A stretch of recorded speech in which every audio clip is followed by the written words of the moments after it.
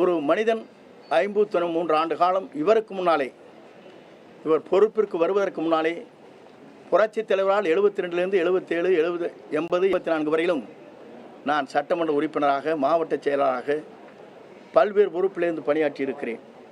ஆனால் இவர் எப்போது வந்தார் என்று சொன்னால் 89 தான் இடம்பெறுகிறார்.